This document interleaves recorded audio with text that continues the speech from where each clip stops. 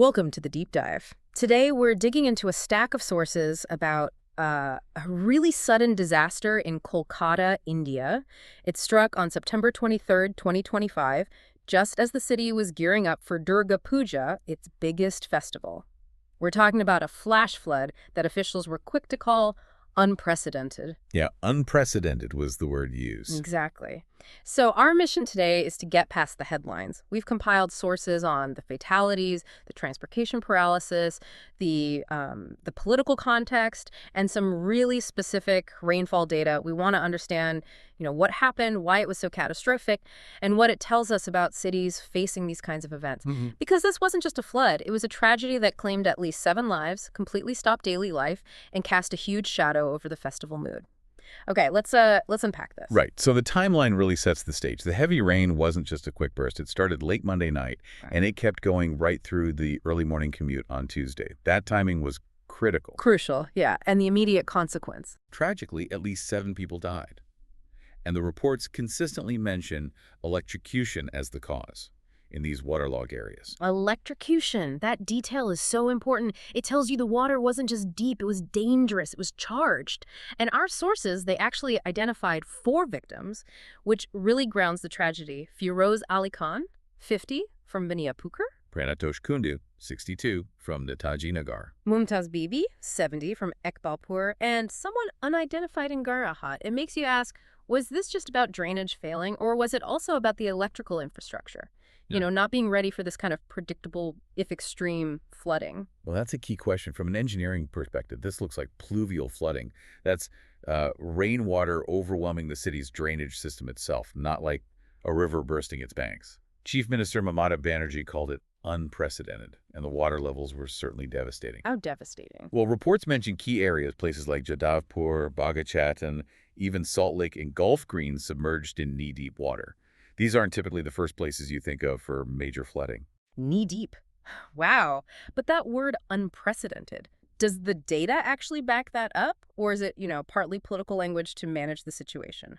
This is where the actual rainfall numbers from the Kolkata Municipal Corporation, the KMC, get really interesting. They really do. The KMC data is, frankly, astonishing. It does push the boundaries of extreme rainfall. The southern and eastern parts of the city got hit hardest. Garia Kamdahari recorded 332 millimeters. 332 millimeters in just a few hours. In just a few hours, yeah. To put that in perspective for you, that's roughly 13 inches of rain. For Kolkata, that can be like 2 months' worth of monsoon rain, basically dumped on the city in less than half a day. 13 inches. Okay, that really puts the unprecedented claim into context. It wasn't just a heavy shower, and it wasn't just one spot either, right? Jodhpur Park saw 285 millimeter.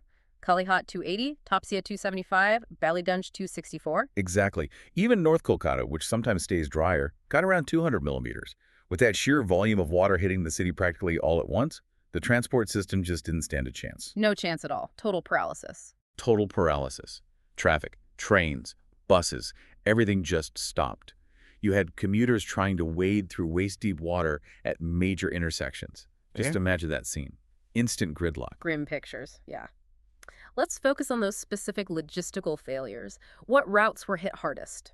Well, the reports mentioned major traffic jams, really bad snarls on key arteries like the EM bypass, AJC Bowes Road, Central Avenue, basically the main ways people get around. And it wasn't just cars stuck.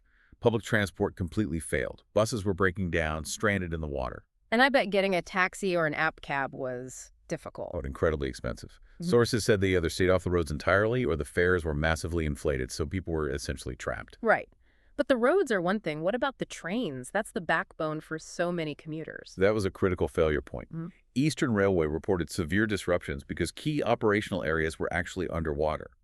We're talking about the Howrah Station Yard, the Sealdah South Station Yard, Chitpurna North Cabin, and crucially, several train car sheds. Ah, the car sheds. That's important, isn't it? Because flooding those doesn't just stop trains for an hour or two. Exactly. It's not a quick fix.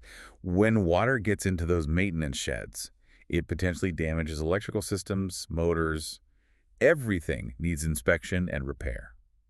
That means delays, ripple outwards, lasting for days, not just resolving when the water recedes. So long-term impact on the rail network. What about the metro, the underground? That was hit too.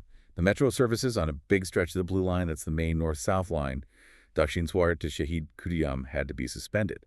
Specifically, the section between Mahanayak Uttamkumar and Rabindra Sarabar stations. The tracks were waterlogged there, too. So above ground and below ground transport simultaneously crippled. Simultaneously crippled, yeah. And the ripple effect even reached the airport, didn't it? It did. Airlines started issuing advisories. Indigo, Air India. They were telling passengers to allow a lot of extra time. They warned about waterlogging, slow traffic to the airport, and urged people to check flight statuses constantly. That's when you realized just how complete the shutdown was. Yeah, when it impacts air travel, the whole city's logistics are broken. Okay, moving beyond transport, what about just daily life? Schools, homes. The disruption was immediate there, too. With streets impassable, several schools just declared holidays. And it wasn't just outside. The rain was so intense it caused flooding inside many homes, residential buildings, damaging property, disrupting families. And all of this was happening with Durga Puja just around the corner. The timing couldn't have been worse, culturally speaking. Absolutely. Reports specifically mentioned the Durga Puja buzz being hit hard. Preparations were badly affected. Durga Puja is enormous for Kolkata. It's cultural, religious, economic. Yeah. It drives so much of the city's life. Right. And those preparations involve building elaborate temporary structures, the pandals. Exactly. And we saw reports that some major pandals, like in the Maniktala area, were already underwater. Think about that symbolism. These structures built for celebration, for community, literally drowning just days before the festival was supposed to begin. It affects everyone, artists, vendors, the public mood. Such a blow to the city spirit. And inevitably, when something this big happens, the politics aren't far behind. It seems like this shifted very quickly from being seen as just a natural disaster to a political blame game. It did. And here, we just need to report what the sources stated, staying neutral. The opposition party, the BJP, very quickly went on the offensive against the ruling Trinamool Congress, the TMC government. They used social media, specifically X, to blame the catastrophe squarely on the city's extremely poor drainage system. Okay, blaming the drainage? Did they elaborate on that? They did. They tried to frame it as a long-term issue. Their post mentioned years of anarchy under the CPM, that's the previous ruling party, and nearly 15 years of corruption in the Kolkata Municipal Corporation under TMC. So their argument was basically, this wasn't just bad luck with the weather, it was the result of decades of alleged mismanagement and neglect of infrastructure. Making it a political failure, not just a natural event. How did the city government respond on the ground? The immediate official response seemed focused on damage control.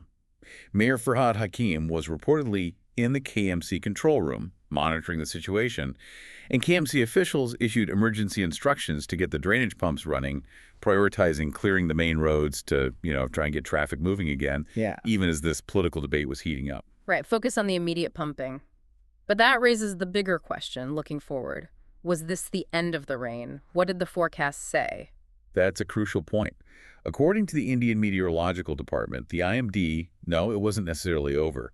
They predicted that the heavy rain could actually continue for several more days, possibly until September 26th. Several more days. That really changes things, doesn't it? It's not just cleaning up, it's bracing for more. Exactly. An ongoing threat right when the city is trying to recover and salvage the festival preparations. So what does this whole event mean for you, the listener, maybe living in another big city? It really throws into sharp relief how vulnerable major urban centers are, especially to this kind of sudden, intense pluvial rainfall where the infrastructure may be old or under strain, just can't cope. A city that can be completely shut down by 8 hours of rain. Well, it suggests a need for some serious rethinking on resilience. Absolutely. And understanding the specific weak points here is key. What did we see fail? We saw the electrocution risk from submerged electrical systems. We saw critical rail yards and sheds flooding, causing immediate and lasting paralysis. We saw arterial roads becoming unusable. So future planning really needs to target those vulnerabilities, maybe elevating electrical gear, ensuring drainage for transport hubs is robust. Okay, let's quickly recap the main takeaways from the sources on the Kolkata floods of September 2025. First, the tragic human cost. At least 7 lives lost, mostly due to electrocution. Second, the total logistical shutdown. Rail, metro suspended, roads gridlocked, even impacting flights. And third, that incredible rainfall, topping 332 millimeters or 13 inches in Garhia Kamdahari alone. Which leaves us with a final thought for you to consider. Given this happened right before Durga Puja, the city's biggest cultural and economic event, and with the forecast predicting more rain, How does this constant threat of extreme weather impact the long-term viability of critical city infrastructure, especially when public health, the economy, and these vital cultural celebrations are repeatedly put at risk by environmental pressures? A huge challenge indeed. Balancing daily life, cultural identity, and the increasing force of nature. Thank you for joining us for this deep dive. We'll see you next time.